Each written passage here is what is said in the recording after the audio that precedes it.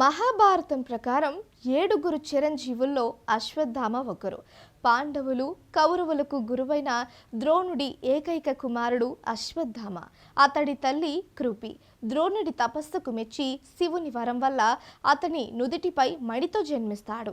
ఆ మణి ప్రభావం కారణంగా అతనికి ఆకలి దప్పికలు ఉండవు. అంతేకాక అశ్వత్థామ అర్జునుడితో సమానంగా ధనుర్విద్యలో నైపుణ్యం సాధిస్తాడు. బ్రాహ్మణుడు అన్ని విద్యలలో సుశిక్షితుడు అయిన అశ్వత్థామ రాగద్వేషాలు బంధుప్రీతి కారణంగా క్రోధం మూర్ఖత్వాలతో జీవిస్తాడు. అతనిది దుడుకు స్వభావం కారణంగా ధనుర్విద్యలో కొన్ని ప్రమాదకర అస్త్రాలను ద్రోణుడు ప్రసాదించాడు. అర్జునుడికి మాత్రం ప్రసాదిస్తాడు. ఇక ఎదుటి వారి ముఖస్థుతికి లొంగిపోయే గుణం కలిగిన అశ్వత్థామ మొదటి నుంచి కౌరవుల పక్షాన నిలుస్తాడు.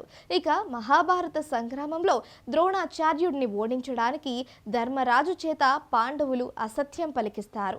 అశ్వత్థామ చనిపోయాడని ద్రోణాచార్యుడికి చెప్పడంతో అతను అస్త్ర సన్యాసం చేస్తాడు. ఇదే అదనుగా భావించిన దృష్టభ్యునుడు ద్రోణాచార్యుని చంపేస్తాడు.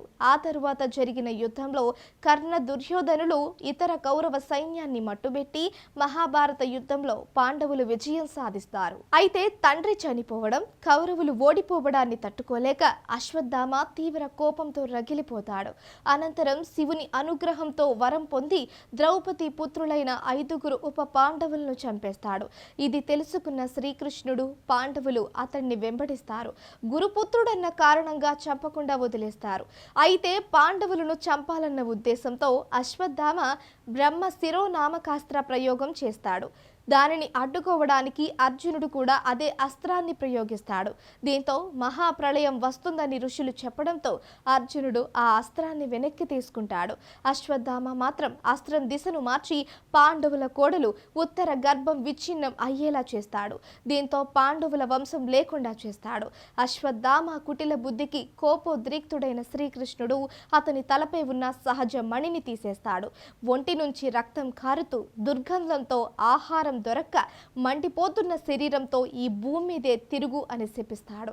తాను చేసిన పాపాలకి ప్రాయశ్చిత్తం లేదా అని అశ్వత్థామ అడగగా కలియుగం పూర్తయ్యే సమయంలో తానే మళ్ళీ కల్కి అవతారంలో వస్తానని, తాను గర్భంలో ఉన్నప్పుడు తన తల్లిని కాపాడాలి అని పరమాత్ముడు చెబుతాడట. అందుకే కలియుగంలో కూడా అశ్వత్థామ చిరంజీవిగా ఉన్నాడని పురాణాలు చెబుతున్నాయి.